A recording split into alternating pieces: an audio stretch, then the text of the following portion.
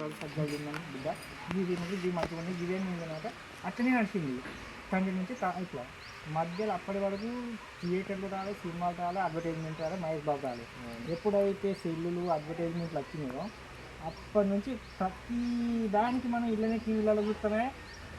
అసలు మన కిరాణంలో పోతే మీ దగ్గర ఏమేమి నూనెలు ఉన్నాయా అని అడిగి తెలుసుకుంటావా, నాకు ఈ గోల్డ్ రాపి మగ్గి తీయమని అడుగుతాయి. నువ్వు ఈ గోల్డ్ రాప్ అని ఎక్కడ తెలుస్తుంది మీరు టీవీలో చూస్తే అడుగుతాను.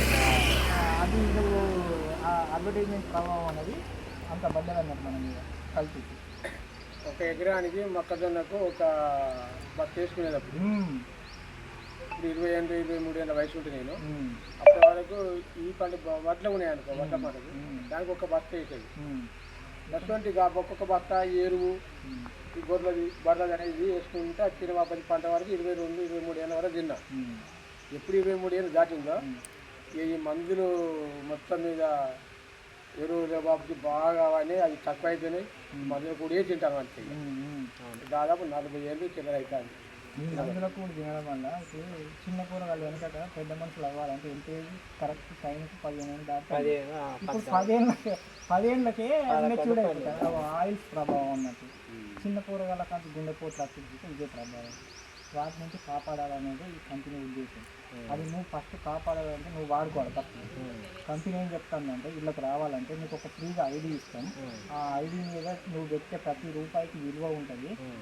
మళ్ళీ నీకు క్యాష్ బ్యాక్ అయినా నీకు ఏదైనా ఎంతో రిటర్న్ వచ్చిందైనా నీకు ఫ్రీ ప్రోడక్ట్ రావాలన్నా కానీ నీకు ఫలానా ఈ నాని ఇలా ఉన్నాడని ఎట్లా చేయాలి కంపెనీకి నీకు ఒక ఐడి ఇచ్చి నువ్వు ఇది చేసుకుంటే నువ్వు ఈ ప్రోడక్ట్లకు అలవాటు పడి నువ్వు ప్రోడక్ట్కి ఒక గొప్పతనం చేసుకొని వాడుకొని నువ్వు రిజల్ట్ పొందినాక నేను నా ఒక్కంటూనే అయిపోద్ది రిజల్ట్ 10 మందికి చెప్తే అలా ఆదాయం సూచకంగా గ్రహించుకుంటావు. చూసినావు నువ్వు గ్రహించుకున్న సిచ్యువేషన్లో నువ్వు ప్యాషనేట్గా ఎప్పుడైతే డిసైడ్ అవుతావు కంపెనీ మీద అప్పుడు నువ్వు ఏమైతే ఇన్కమ్ జనరేట్ అవుతుంది.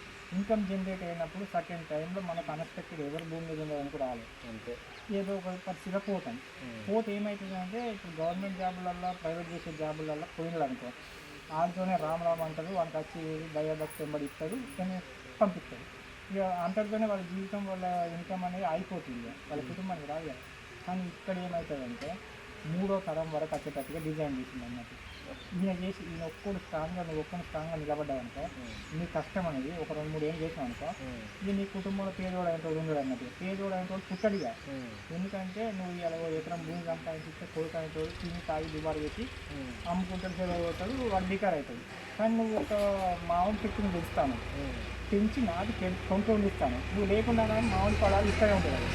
అవునా కదా మన 20 వాళ్ళకి నాంపలేదు అయినట్టు నువ్వు 1,00,000 రూపాయలు చేసి జరుగుతూనే ఉంటావు.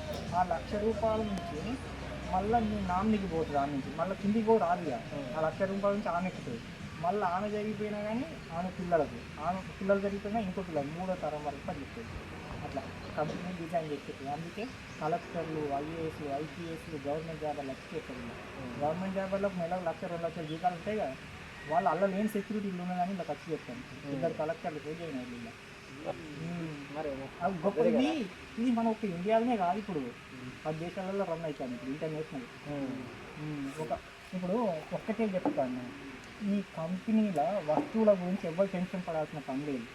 ఎందుకు చెప్పాలా ఇప్పుడు వస్తువు గొప్పతనం ఎట్లుంటుంది అంటే మనమైతే ఇక్కడ ఏం రూపాయి పెడతలేము. నువ్వు ఒకటి ఆలోచించు రూపాయి పెడతలేము. నువ్వు మునిగేందుకు లేదు నేను తీసుకొచ్చినవి ముంచిపోయేందుకు కూడా లేదు. మళ్ళీ నువ్వేం ప్రోడక్ట్ తయారు చేస్తలేవు. నువ్వేం కంపెనీ పెట్టినవి కాదు. ప్రాబ్లం కాదు. ఒక కంపెనీ తెచ్చుకుంటావు మంచిగా వాడుకుంటావు. మంచిగా లేకుంటే 30 రోజులలో రిటర్న్స్ తీయమంటాను కంపెనీ. మంచిగా లేకుంటే ఇక సబ్జీ తెచ్చుకుంటే రిటర్న్ ఇస్తాను తీసుకుంటారా వాడుకున్నా నీకు ఏమైనా రియాక్షన్ అయిందంటే నాకు ఈ రియాక్షన్ అయింది నీ సబ్బు నువ్వు తీసుకొని నా పైసలు నాకు ఇవ్వని ప్రూఫ్ గురించి ఇచ్చేసాం అనుకో రిటర్న్ పెడతారు. ఆ రిటర్న్ ఎప్పుడైనా నచ్చిందనుకో కంపెనీ మొత్తం డిస్మాండిల్ చేసే ప్రోడక్ట్ మొత్తం డిస్మాండిల్ చేసి అంత ఇప్పుడు కంపెనీయే స్థాపించింది. కంపెనీ మ్యానుఫ్యాక్చరింగ్ యూనిట్లు చేసుకునేది. Company raw material తెచ్చుకునేది. కంపెనీ మొత్తం ప్రోడక్ట్లు తయారు చేసుకునేది. కంపెనీ మన దగ్గరికి అక్కడికి ఢిల్లీకి పోయి బెంగళూరు పోయి మనం ప్రోడక్ట్లు తెచ్చుకునేది కదా డైరెక్ట్ సెల్లింగ్ ద్వారా. ఇప్పుడు మన దగ్గర ప్రతి 8-10 కిలోమీటర్లకు ఒక స్టోర్ పాయింట్ పెట్టింది. వ్యాపారం చేసుకుని ఫెసిలిటీ కల్పిస్తాను పేదలకు బతకాలని. ఇంకా నువ్వు ఆరోగ్యం పొంది 10 మందికి ఆరోగ్యాన్ని కల్పించు. ఆ 10 మందికి ఆరోగ్యాన్ని కల్పించేదానికి నీకు సంపద సృష్టించబడుతుంది. సరే ఇప్పుడు 40 రూపాయలు తయారయ్యే బయట వస్తువు